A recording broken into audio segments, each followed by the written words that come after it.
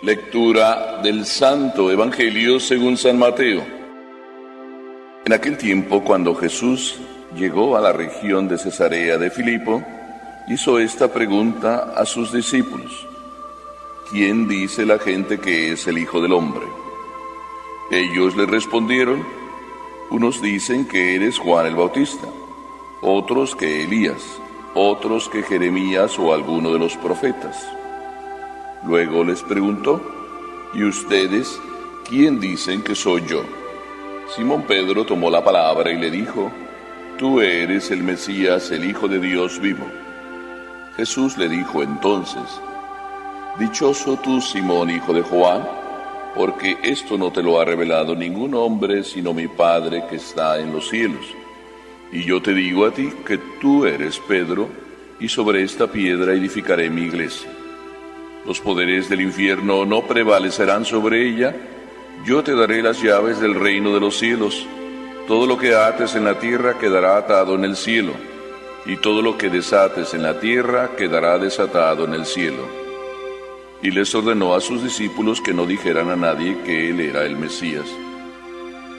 A partir de entonces comenzó Jesús a anunciar a sus discípulos que tenía que ir a Jerusalén para padecer allí mucho de parte de los ancianos, de los sumos sacerdotes y de los escribas, que tenía que ser condenado a muerte y resucitar al tercer día.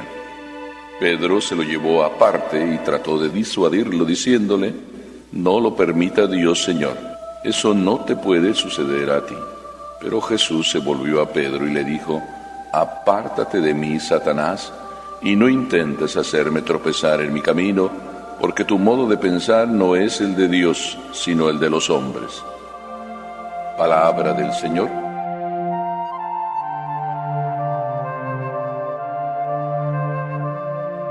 Como que a Jesús le gusta el chisme. Cuando Jesús pregunta: ¿quién dice la gente que soy yo, que es el Hijo del Hombre? Unos dicen que tú eres Juan el Bautista, pero después dice también que otros comentaban que Jesús era Elías. ¿Quién era Elías? Elías era el profeta que de repente fue arrebatado al cielo en un carro de fuego y todos esperaban que volviera. Elías tenía una fama también en todo el país de ser un tremendo profeta. Como se fue así tan de repente, unos imaginaban que volvería y esperaban que volviera. Así de que cuando alguien vio a Jesús y lo que hacía, pues este es Elías. Y así se corrían las voces. Y otros pues comentaban que era Jeremías. Cuando ya Jesús escuchó todo lo que decían, entonces viene la segunda pregunta: ¿ustedes entonces qué piensan que soy yo? ¿O quién soy yo? No me interesa lo que dicen, ya me interesa qué es lo que tú piensas de mí. Es una pregunta bien interesante, porque Jesús viene a decir: no me interesan los chismes, ni lo que se dice de mí, y lo que tú tienes en tu cabeza que se dice de mí. ¿Qué tienes tú en tu corazón sobre mí? ¿Cuál es tu compromiso y tu encuentro y tu experiencia personal conmigo? Porque si tú no tienes una experiencia personal, no sirve de nada quién soy yo. Jesús nos está diciendo qué grado de compromiso, cómo es para ti mi presencia y mi real entrega. Cuando a veces hablamos de que nos gusta cómo ora una persona, inclusive la invitamos: ¿por qué no vienes a rezar el rosario tú en nuestra casa? Está bien, quiere decir que él tiene la experiencia de rezar el rosario y a muchas personas les gusta cómo reza ella el rosario y el fervor que pone. Pero lo que ella rece le sirve a ella, no me sirve a mí.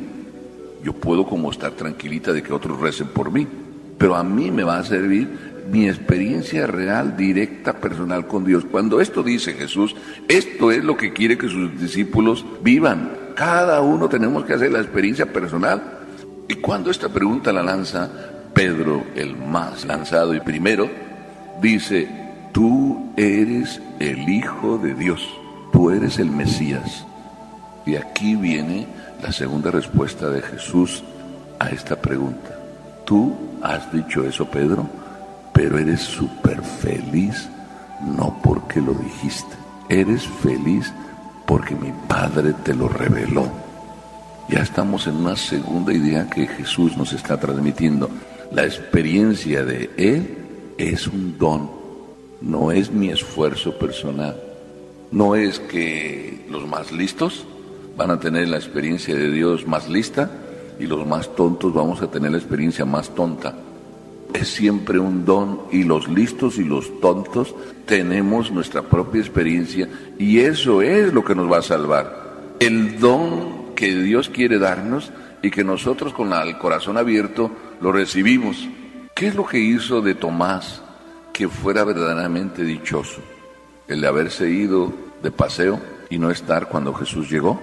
Todos le contaron, Jesús resucitó. Aunque oyó el chisme, él no creyó, porque los chismes no nos sirven, no nos salvan. Los cuentos, aunque sean de Dios y muy bonitos, no nos salvan. ¿Qué fue lo que a Tomás le salvó? El encuentro de la segunda aparición, donde ya Jesús le dice, Tomás, ven. Si lo que tú quieres es meter los dedos en mis manos y tu mano en mi costado, ven. Y ahí Tomás sale con su propia respuesta, Señor mío y Dios mío. ¿Qué quiere decir en la experiencia de Tomás, Señor mío y Dios mío? Pues puede decir, tú eres mi Señor. No quiero yo llevar la batuta, no quiero yo decir lo que haya que hacer, dímelo tú. Y desde entonces esa frase de Tomás nosotros la repetimos aunque no sepamos de quién es. Pero esa es la experiencia de Tomás. ¿Qué queremos decir nosotros cuando decimos Señor mío y Dios mío? Decirlo porque todos lo dicen. Y a veces nuestras oraciones, ¿verdad que son así? Son repeticiones que otros hicieron. Si yo digo alma de Cristo, solemos decir santifícame. Cuerpo de Cristo, sálvame. Pero esa oración, ¿de quién es? Esa oración la dijo San Ignacio de Loyola. Es de él. Le salió de su corazón. Es su experiencia un buen día con el Señor.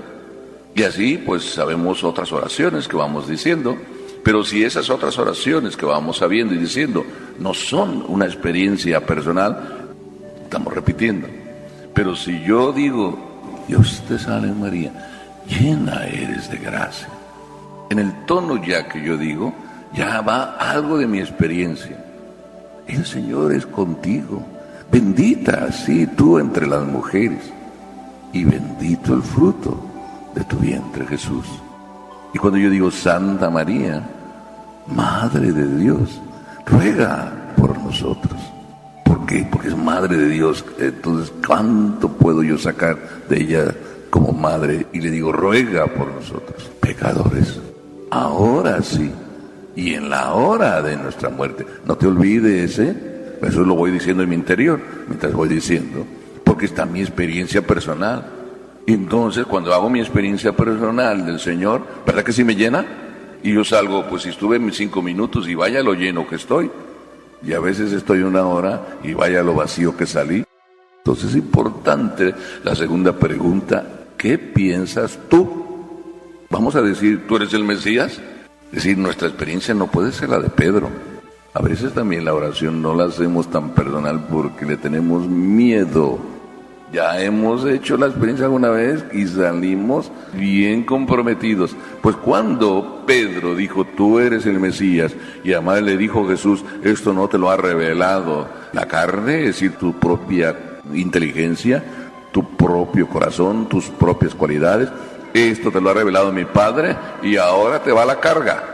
De hoy en adelante tú serás Pedro, no se llamaba Pedro, ¿no? Se llamaba Simón, hijo de Juan.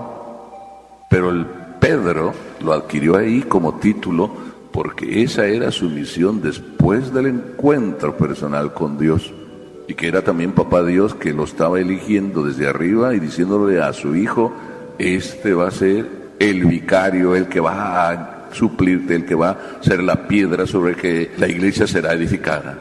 Por tanto, hay un compromiso en la oración.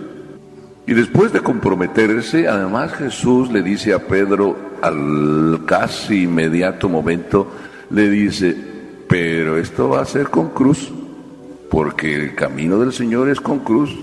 Y además en la cruz es donde también se hace la experiencia de Dios. Esto no va con las ideas del mundo. Y como no va con las ideas del mundo, le tenemos mucho miedo a este tipo de experiencias. Más bien nos conforma la vida el mundo y nos hacemos a la vida del mundo. Pero cuando Pedro, el muy bueno, porque con su buen corazón quería Jesús decirle, esto no te va a pasar a ti. Jesús empezó a anunciar después de esto que la cruz iba a ser lo que iba a venir. Pedro, también el mismo espontáneo, el mismo bueno, le dice, esto no va a pasar contigo. Y el Pedro que había sido felicitado, dichoso tú, Simón, hijo de Jonás, hijo de Juan, ese mismo Pedro, con toda esa experiencia real de Jesús, regalo del Padre, y felicitado por Jesús, hijo de Juan, dichoso tú, ahora al mismo Pedrito le dice Jesús, apártate de mí, Satanás. ¿Cómo es que uno es dichoso, hijo de Dios, y al rato Satanás? Eso es como extraño, ¿verdad? ¿Ustedes creen, después de esta explicación, que a lo mejor sea verdad lo que voy a decir? Mamás, felices ustedes, porque son mamás, pero ¿verdad que también a veces son el demonio? Eso ya no les sonó, ¿verdad? Pues también puede ser el demonio. ¿Para quién? Para sí mismas a veces, porque se dejan llevar por cosas que no se deben dejar llevar y de repente no cumplen con sus deberes.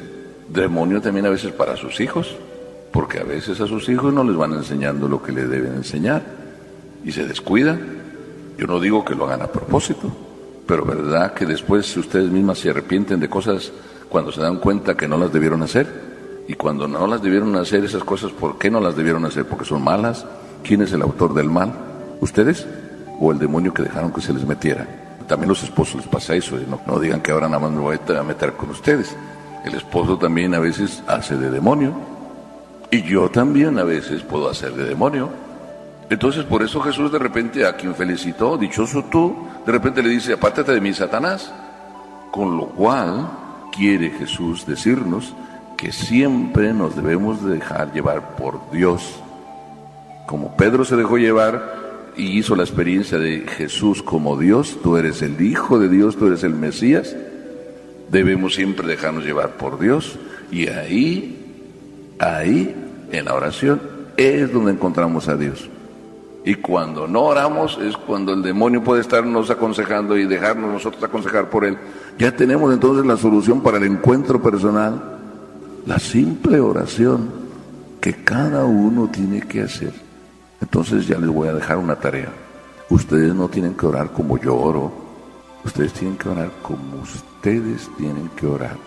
La oración de ustedes debe tener su apellido primero y su apellido segundo, y debe tener su nombre, porque tiene que ser eso lo que cada uno tiene que tener o tenemos que tener, no una oración de conveniencia, me conviene repetir oraciones, sino una oración personal. Me conviene hacer mi oración, la de hoy, que a lo mejor no va a ser la de mañana, porque mañana estoy en otro estado anímico, ni la de pasado. Cada día una experiencia personal, aunque repita a veces algo, pero que lo diga de diferente manera.